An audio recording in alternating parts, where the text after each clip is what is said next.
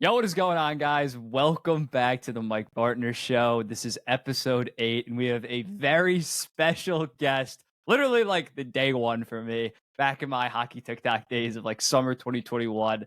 The main guy on hockey TikTok back then, the alpha, the top dog, Okay, was come a little on. guy by the name of Marcussi. Marcussi, how are we doing today? Doing pretty good. Getting through the weeks.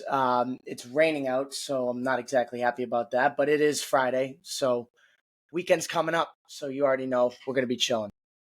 Finally Friday. Finally Friday. Everything good going on at college? Marcus attends Merrimack University as a sophomore there. How's it I been? wish it was a university, Oh yeah, Merrimack College. My Merrimack bad. College. Just can't wait for college hockey. I'll tell you that, and I'm glad you want to talk about it. So let's get into this. All right. Well, first off, we're going to talk about some NHL. Obviously, something that I haven't covered yet that came out yesterday was Andre Vasilevsky going to be out 8 to 10 weeks. So the season starts in about a week and a half. So give or take, he's going to be out around like 7 to 8 of the first weeks of the season. It's obviously a massive loss because their backup goalies are Jonas Johansson and Hugo something. I literally forget his name. But Marcus, what's your initial reaction to that? How does this impact the Lightning, their playoff chances, their overall chances to go deep in the Stanley Cup playoffs? What are your thoughts on this injury and the ramifications? So he's out 8 to 10 weeks. Yeah, That's 8 to 10 weeks. Yep. that's First two probably months. not. I don't know anything about their goaltending depth, but what I do know about Andre Vasilevsky and what everybody should know is that he's, if not the best goaltender in the National Hockey League, he has been for a couple of years. You know, those two Stanley Cups come off of him. He's amazing. And me not knowing much about these other two guys, it kind of ruins your confidence a bit. Yeah, I know. Um, it ruins Tampa Bay's confidence a bit. If you really think about it, because when you have such a good goaltender, you know, you feel confident, especially as a team. And also what I notice is Tampa's defense is kind of like diminished over the last couple of years. So on that back end, they might allow a lot of goals.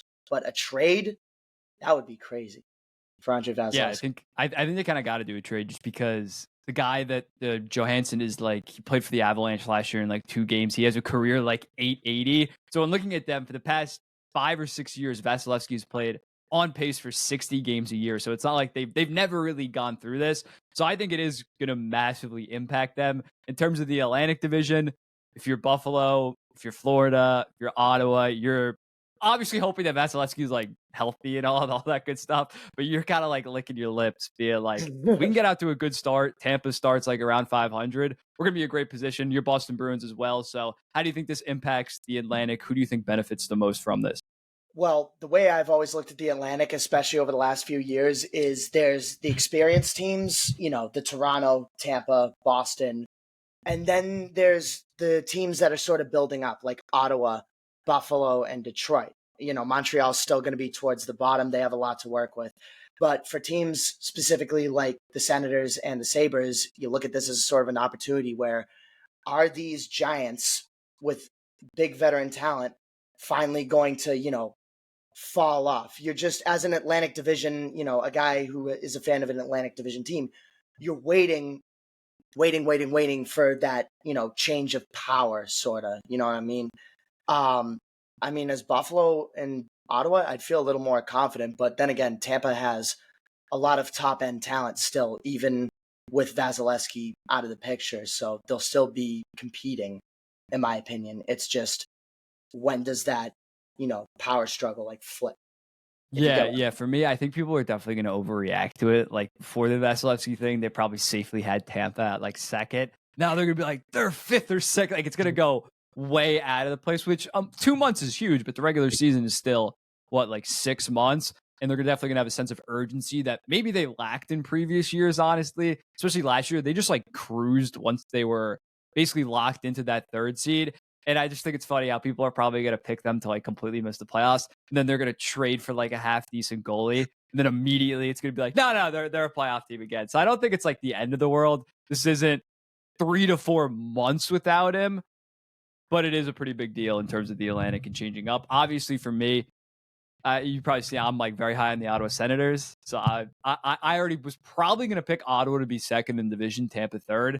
I think I'm pretty safe in that. I might even go Ottawa to win the division. I know you might think that's Whoa. absolutely insane, but I don't know. Like if I think they're going to be that good, we'll see. But how does maybe you can maybe preview your Atlantic Division standings? Where do you think that it stands right now?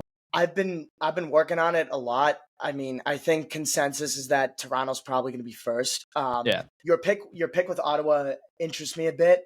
I think what they need to work on, I'm still a bit iffy for the Senators on their goaltending and their defense, and maybe filling out that bottom six a bit. I mean, like they got an amazing top six talent. Like the young yeah. guys on that team, holy crap! I can't wait to see what damage they do if they all stay together.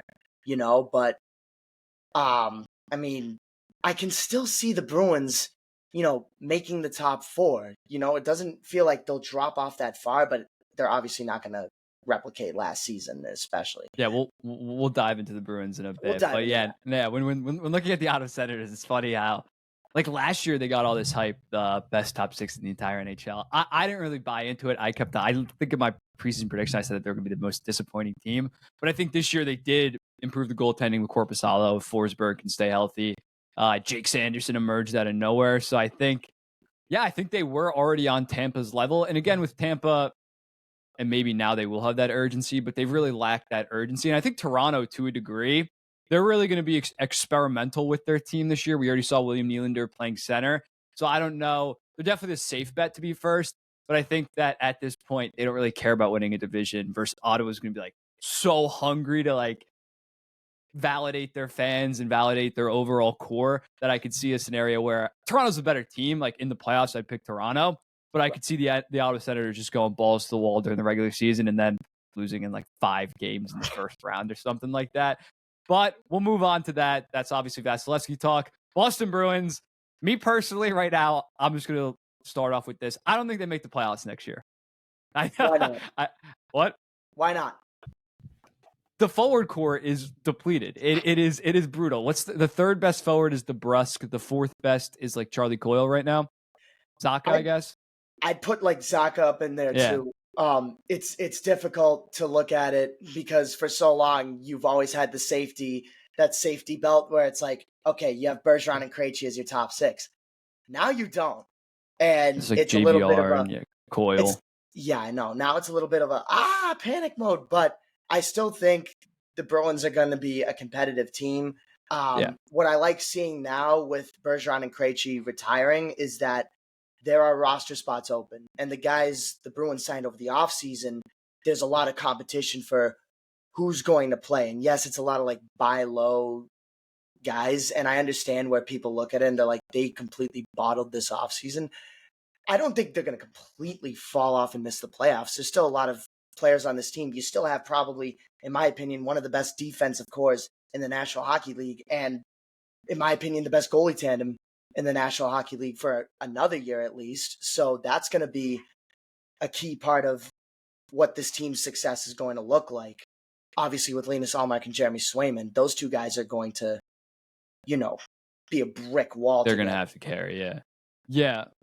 Yeah, when we look at Boston Bruins, I think their offseason did get some hate just because it was like they already had to deal with like $5 million in cap overage. Like Orlov, Bertuzzi, no one really expected them to resign them, but like when they lost them, like the casual talking heads were like, "Oh my god, what the hell?" Like I don't know why there was such an overreaction to that. But yeah, I just look at them and last year they did have a pretty decent offense and the defense was so fantastic, but I think this year they're going to be in like those 2-1, 3-2 battles. And I'm not sure if they're going to be able to get to that third goal in order to win the game. And overall, I think Linus Olmark, Swayman, although they are fantastic, I think there is going to be some regression there. Both of them was in like 938 and like a 928. There's going to be some regression there. The defense core is still solid.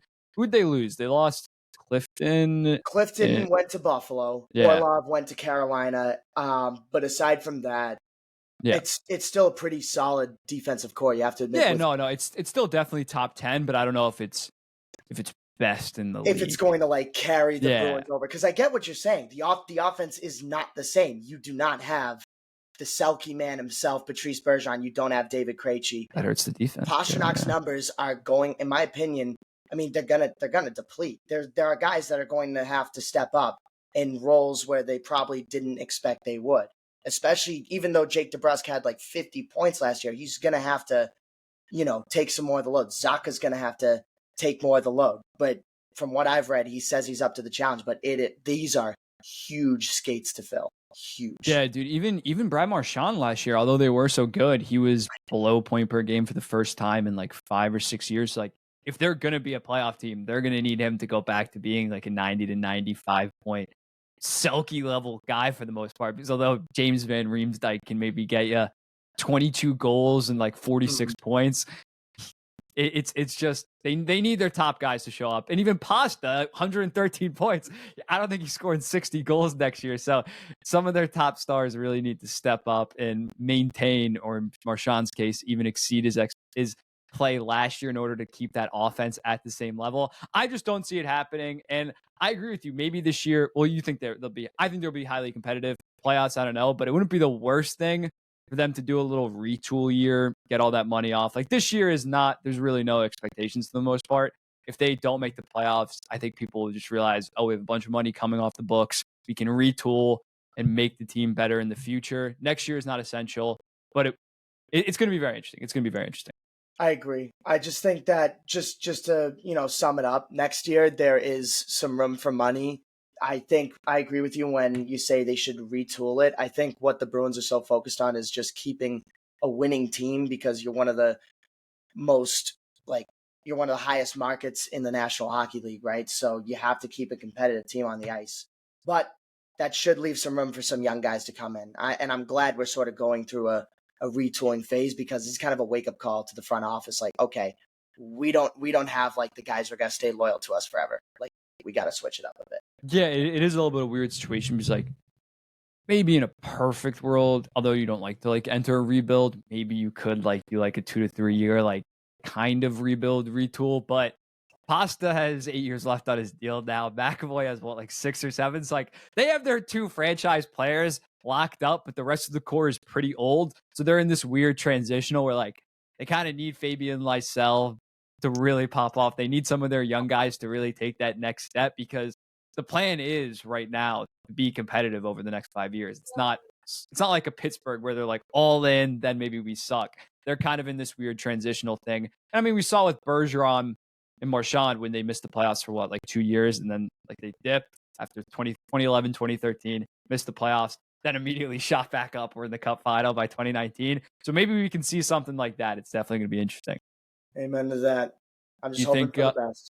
Do you think Sweeney's the man to I don't take know. you through that?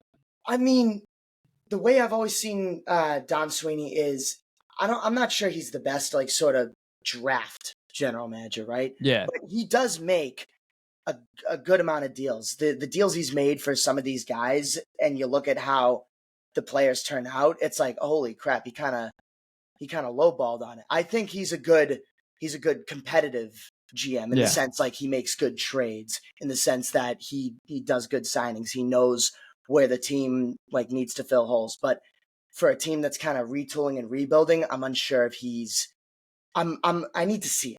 I need to see it. Because when he came in, the Bruins were almost out of their retool and they were getting back into those playoff years. But now it's a real challenge where you have to draft some skill. You got to build up a new team, Yeah, but what sucks, what's their first round pick next year's top 10 protected? I mean, wasn't that Detroit's one with Bertuzzi? Yeah. I think they put some type of protection on it just in case they stunk. So if we absolutely bottle it and we make the top 10, that'd be, I mean, yay, we get the pick. But if we finish like in between like the 10 to 15, it's like, oh, like you don't really get the pick. Yeah, that would be worst case scenario. They're like 89-point team, finished with the 11th overall pick. That would be an absolute. You give an Atlantic team like that's on the come up like another top 11 pick. That would definitely stink. I would probably laugh at that. But I'm stressing. Well, actually, Detroit, because of the Brinkett trade, they have 2 firsts, but the worst one goes to Ottawa. So maybe your pick might be going to Ottawa. It's confusing. Son of a gun. That's the last. But either way, it's going to an in division. That'd be even worse if it's Ottawa. But yeah. What else I could talk about on the Boston Bruins? Who's maybe one player this year that you think is the most important, maybe not like a Pasta or like an Olmark, obviously, or a McAvoy. Those are like your superstars need to show up, need to ball out. Who is an underrated or just who's a player on the Boston Bruins that is going to be one of the most valuable, important players on this team that maybe not enough people are talking about? I mean, you look at our center depth, especially, it's definitely depleted. A signing I liked and I want to see more of, I haven't really watched him much, is Morgan Geekie. I want to see, he's young, he's 24, but I want to see what he can do. I don't know about him yet. I didn't really watch Seattle that much, but I feel like he's sort of a buy low kind of guy where you look at his production. He produced last year, but coming into Boston now, I feel like now as the second, third line center kind of guy, I feel like he could probably be someone where people look at where it's like, oh shoot, this guy, if he breaks out, then great. But if he just kind of stays around that margin, that's good too. But for me, that's someone I'm definitely looking out for because I don't know much about him yet. Yeah, definitely like a JVR. You kind of know what you're getting with him. Yes. Morgan Geekie can kind of go. And is he signed for 1 year or 2 years? 2 years at $4 million total, I think. So it's 2x2. All right, so if he breaks out, it's not even like, oh, he breaks out for 1 year and then you gotta just let him go because you can't pay him or something, or you need to pay him. Could be a nice little value signing. Don Sweeney, cook it up. But moving on, great Boston Bruins talk. I kind of wanted to dive into the world of college hockey. College hockey is Marcus's forte. This guy's the college hockey expert. You should be following him if you care about college hockey in any capacity. Marcus, who is the teams to know, and what's your like top 5 right now in NCAAs? And we can also talk some Hockey East. All right. Well, top 5 in NCAA. I mean, one has to be out of the way. Boston University. That must hurt to say. They're coming. It does hurt to say because I mean, shoot, my father told me, he goes, when you go to college and if you go to a hockey school, you are going to understand what it's like to lose to BU. And I know what it's like to lose to BU, and it sucks because they're always so good. And this year they have the projected number 1 overall pick, Macklin Celebrini, played for the Chicago Steel. He's really good. I can't name his stats. Not Did you say Celebrini? Sorry, I take Italian. So like, yeah, you probably played a lot of Chels. I take Italian, so CE is a ch for me. My bad. But Macklin, really? Maybe you are right. Maybe I'm wrong. You're the Italian. You're the Italian. All I know is this: he's good, yeah, and he's really going to help that top line for BU. That they kept most of the roster for me. So looking at it, they're going to dominate. They made a Frozen Four appearance last year down in Tampa, but they got absolutely mopped by Minnesota. This year, you look at it, and now they don't even have a star in Lane Hudson on the defensive side. You're bringing in a star on the forward side because they had a very good forward core, but I think what they were missing was like that one key like star guy. And now you're bringing in a guy like Celebrini. You're bringing in Macklin. Yeah, we'll call him Macklin. We'll call him Macklin. You're bringing in Macklin. And he's going to be amazing. Also in the goaltending stance, Matthew Caron, Drew Comesso for the goaltender for the Terriers last year. He's now in Chicago. Yeah. So they needed to go in the transfer portal. They found Brown's Matthew Caron. He has a career 920 save percentage with Brown. So that should bring him some goaltending in the back end for my first place. That's for sure. Someone else I'd like to see in my top 5 is Quinnipiac. I mean, they kept their big 3 in Colin Graff. I forget their other 2 names. It was Sam Lipkin. Lipkin, too. He's another guy. And I think Jacob Quillian's another guy you want to look at. Yeah. But they still have almost the same roster. The only thing I'd say that stinks for them is they're losing Yanniv Peretz. Yeah. He's now on to the NHL. Where'd he go, Carolina? Yeah, he's on Carolina now. But there's still going to be... There's some collusion there because didn't he play with Brendan Moore's kid? Yeah. Brendan Moore was on Quinnipiac last year, yeah. Skylar's now on Florida, too, which is kind of funny. But most of the team is coming back. Quinnipiac's going to be an offensive powerhouse. The only thing I'd say is we'll figure out their goaltending, but they're still in my top 5. Another team... Can I say one thing on Quinnipiac? What? Quinnipiac kind of reminds me of, like, Gonzaga in college basketball. Like it's not the most talented. Well, Gonzaga's starting to pump out some like draft lottery talent, but like it's not all these talented young guys. It's more so like the juniors and seniors. They develop it right versus like a BU, Michigan. That's all these like to first round draft picks, which is great, which those players are going to be better in the long run. But in college hockey, when you have when you have a 22-year-old grown man going against like a 19-year-old kid, that extra 20 to 30 pounds does matter, especially at the college hockey level. So Quinnipiac, because they're not this massive name, haven't been able to recruit at that level, but they get like the ideal guys. And who's their coach again? Shoot, I forget his name. My buddy's friends with him. I forget his name. But like, he such just a good coach. Yeah, he just knows who to recruit, and he's just so good at developing. So when they are those juniors and seniors, they're just so physically imposing and can just dominate. I remember watching that game against Minnesota, and it was so uniform, so well coached against them, because Minnesota obviously had that super line last year, but Quinnipiac's overall strategy and physicality was able to neutralize them for most of the game. So I love watching Quinnipiac play. What conference do they play in? They play in the ECAC, which is also known to many college hockey fans as the Easy AC, because they go like 27 2-2 every year or something. Yeah, no, they dominate that conference all the time, and honestly, they've been building this program. It's been 30 years in the making. So can they like apply for hockey membership? I mean, like they're kind of close. So the way I remember when Harvard came into the Hockey East for a year, and then I remember I think it was Harvard or Notre Dame. Notre Dame was starting their hockey program in the Hockey close. East. That's so far away. I know that it was weird, but I think the Hockey East is like straight. It could work. It makes play like it's New Haven area, like it's near New Haven, right? Yeah, so that's close. That's 2 hour, 3 hour drive from Boston. Yeah. The thing is, for me though, if Quinnipiac came into the Hockey East, that conference would be it's like the SEC. It would become the SEC in football. You'd have to like expand the tournament to like 32 teams. Oh my God. It'd be absolutely loaded.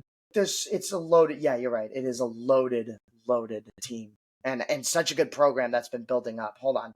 What the hell? Their coach's name is, what's his name? Oh, this is the women's team. What? Rand Pecknold. Rand Pecknold. Yeah, he's a stud.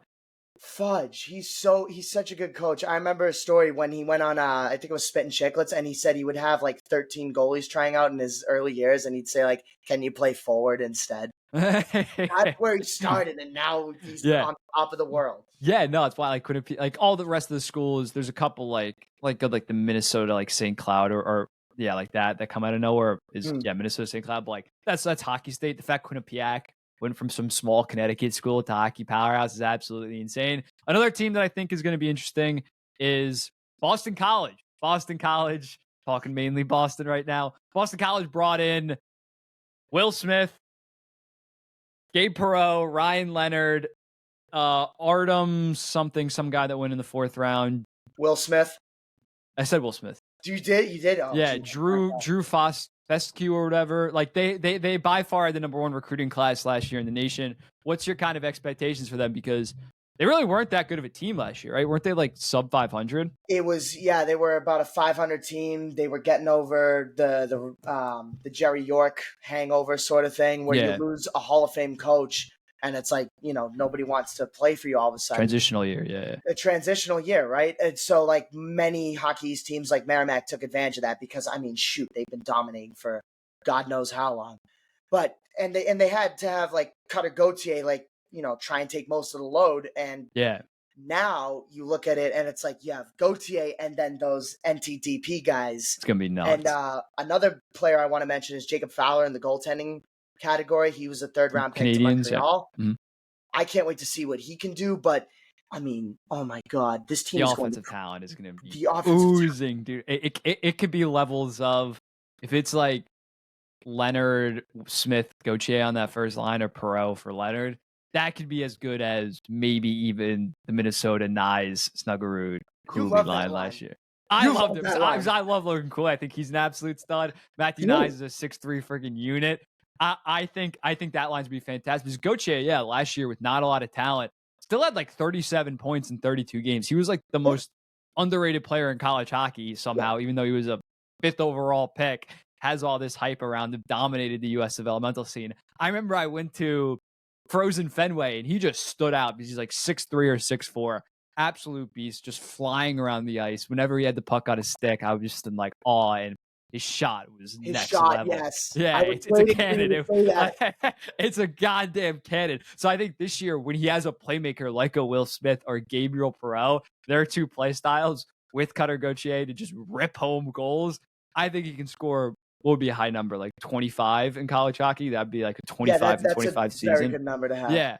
I think that they might not be the best teams. I don't know how good their defensive core is. I'm not too aware of that. But in terms of offense, they're gonna have one of the most explosive offenses in college hockey, no doubt. The sky's the limit. I mean, normally you don't see teams with a lot of freshman talent take off, but I feel like they're gonna surprise a lot of people. Not many people are looking at them where it's like, oh, they're a real scary team. I'm scared of Boston College this year Yeah. in the Hockey East. They're going to finish top 3 in the conference, and I would not be surprised if they made the national tournament and did some damage in there. So watch out, because the Eagles are right back where they're supposed to be, and I'm so mad about it. Yeah, Merrimack one good year. The Comes crashing.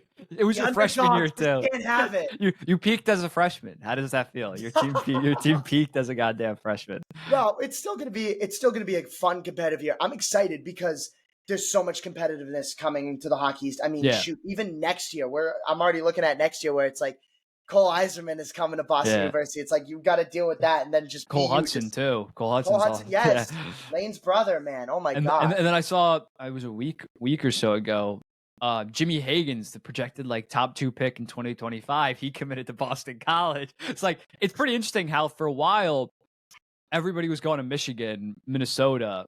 Not saying it's been a complete shift, but it seems like some of the top guys recently are heading. Maybe that's just because those guys were from that area, versus Eiserman is from the Boston area. I think Hagan's is from Northeast as well. But it is pretty interesting how some of these Boston programs are taking back college hockey compared to these Big Ten massive programs. Right. As a young kid growing up, constantly watching it, mostly it was New England that kind of dominated the landscape of college hockey. You also had. I wanted to also mention some other teams that are still going to be good, even though they might have lost a little bit of NHL talent. Minnesota's still going to be contending. They're still a great program. Denver, they still got Massimo Rizzo. That's a guy I'm high on. That's an all-world name. I know, Massimo right? Rizzo. Maximum Riz. That's what my friends call him. Michigan's still going to be great. A team to Michigan's look out a little for. bit like I was looking at the roster. They have Gavin Brindley, who was it was like first pick in the second round. Right. They have Seamus Casey, Devils second round pick, Rucker McGrody, Jets, but it's a pretty down year for Michigan compared to the last 3 years. They've had Power, Hughes, Beniers, Fantilli like come through there. Right. It's going to be very interesting to see them to see how they do without by far the most talent in the goddamn league. They did also add a defenseman I really liked watching last year, Marshall Warren from Boston College. He's a pretty solid defenseman. He'll add straight into their lineup. He'll solidify that defense. Another team I want to look at, an underdog team that I don't even want to consider them underdogs because they're a giant that has been sort of sleeping. North Dakota. North Dakota is starting to work their way back to that, premium dominance that they used to Jonathan Toews. Oh my god! I mean, some names. I'm just looking at one of my screens here. Jackson Blake and Reese Gaber. They were last season's leading scorers for the team. Mm-hmm. They've brought in a couple players from the transfer portal. Cameron Berg from Omaha. Hunter Jonas. I don't even know these. Some of these guys are like low guys you wouldn't hear of because they're from like lower programs, but they're better scorers from those lower programs, right? So you bring those low end guys to North Dakota, and you never know. The sky's the limit for that team. I just can't wait to see what they can do, especially with Jackson Blake returning. Now he's a sophomore. Preseason, he made the preseason poll for all NCHC. I forget what division they're in. Golly, look at me. But they're a team I'd want to look out for. Yeah, I remember, and I was looking. I think Jesse Pollock. I was talking about. Yeah, he went there. Yeah, Jesse Pollock went there. Sickest arena ever, and actually, a U.S. developmental program kid that actually follows me on Instagram, EJ Emery, just committed there. So they're on the come up, and it's good, especially because they're not like one of those premier Big Ten programs. So it's good to have more diversity instead of just Michigan and Minnesota dominating the Midwest, and they've been one of the premier programs over the last 30 years. So it's always good when they're good. Right. What was our next topic that we're going to go through? That was great college hockey talk. I love college hockey. Next up, we're going to go back to the NHL for a little bit. I should have done this before. But who is one player in the league that you think is going to explode? That's going to explode. Yeah. So, I mean, there's a lot of candidates that could fit this. But one guy I've looked at a lot because I've been a bit high on them and looking at preseason rankings and everything. Kent Johnson out of Columbus. Ooh. I like him. He's a prolific player. But what's really he had 40 points this past season, I believe. And I think he can build on that because it's the right timing to come into a junior season, his third season in the NHL. He's getting Adam Fantilli. Mm-hmm. Probably in the second line. That connection, I don't know how Fantilli's going to do in his first year, but I mean, in training camp, he was doing crazy stuff. Yeah. I remember watching all the highlights, but I feel like these two could be quite the connection that Columbus is looking for. And I feel like he could really, spike up to maybe 60 points this year with Fantilli. Yeah, I'm sure they obviously didn't play together at Michigan. Johnson was the year before, but I'm sure there's some type of relationship there. Adam Fantilli, when he was about to come, probably visited, met up with Kent Johnson. They probably shared the ice together even before playing in Columbus. Michigan men connection. I think that is a solid pick. Yeah, I mean, I'm not that high on Columbus as a team, but I think their offense is definitely going to be a lot better. And if Kent Johnson maybe can get on that top power play with Gaudreau, who would the top power play be? Gaudreau, Line, maybe Fantilli or Marchenko. I think it's perfectly reasonable that he could go for 60 points, maybe a 23 and 37 assist season. I think that's a good pick. It's a good pick for me. Obviously, I'm rocking with Evan Bouchard. It's kind of a basic pick. I know people are expecting him to jump because he's playing on power play. I think he's going to go for 70 or 75. I know that might be absolutely insane. I think he has a real potential to be a top 5 scoring defense in the NHL because all of his advanced underlying numbers are pretty solid, and he's just gotten better every single year. And then you look at him in the playoffs and regular season to end the year. He went 19 points in 19 games, and 17 in 12 games.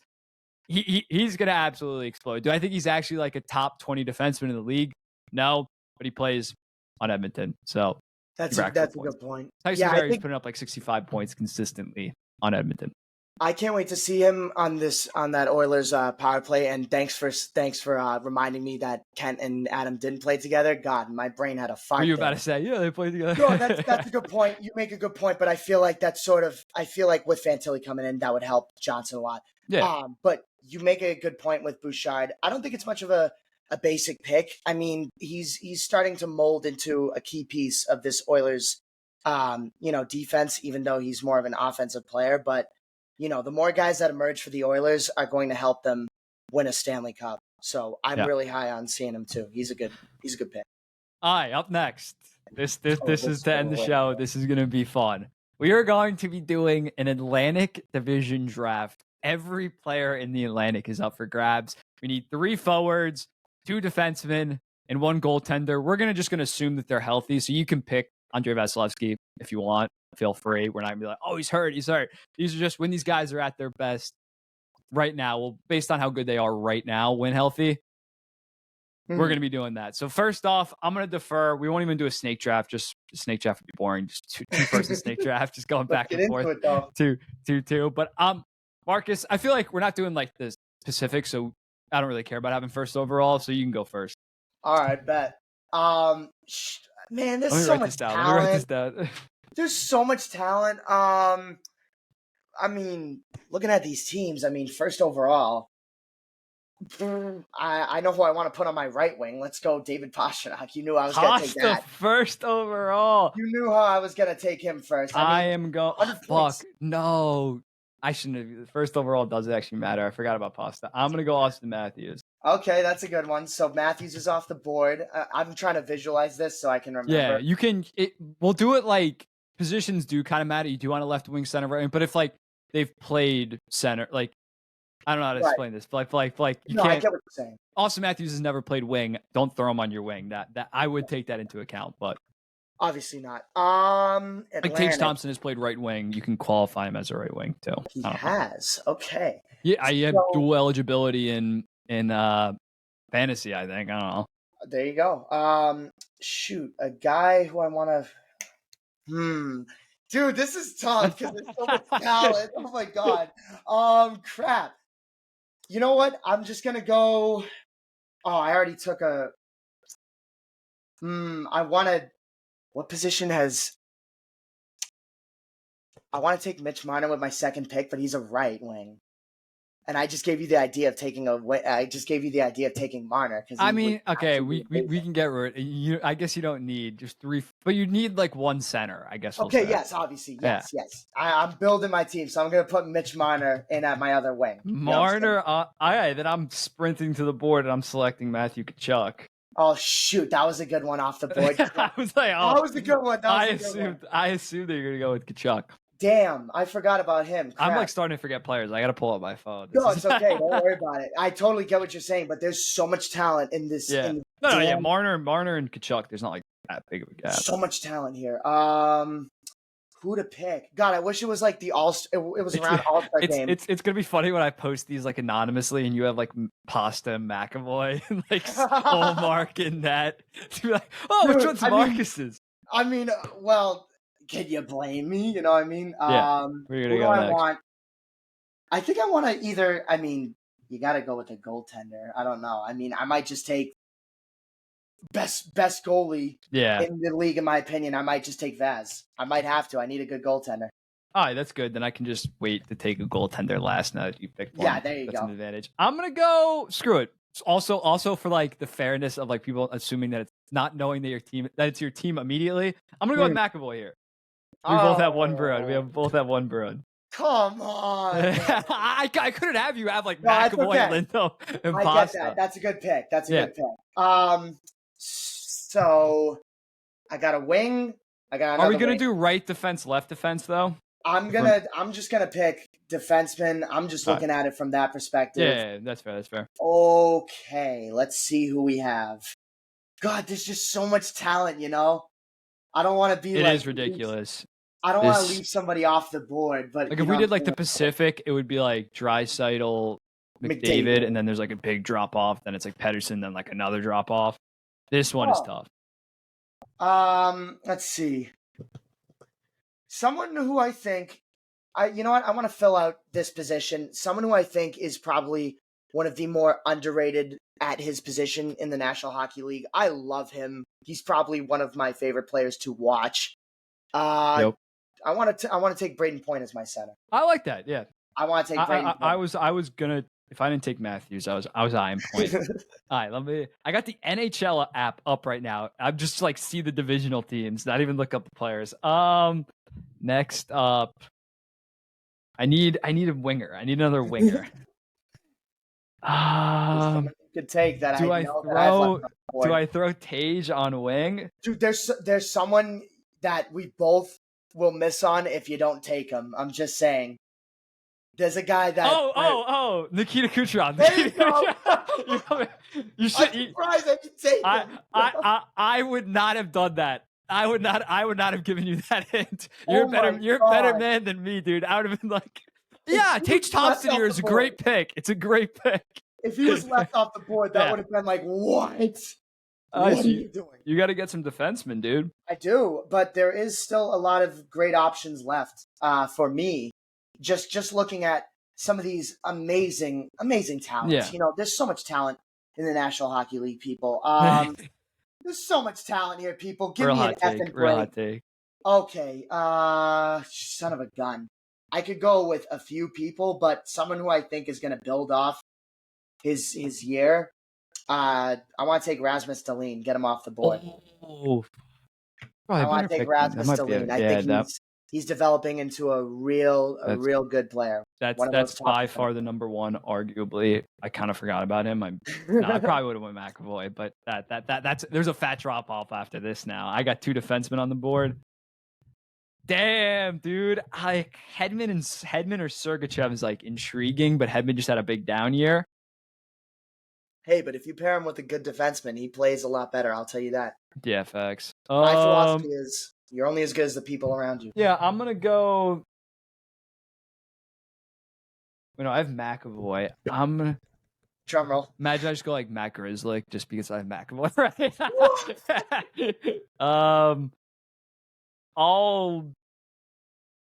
I'll go Hedman. I don't love that, but I'll take The it. disappointment in that, like, Because like, dude, the thing with Hedman is some people are acting like he's not a top 50 defenseman after 1 year. I know. Other people are saying he's still top 3.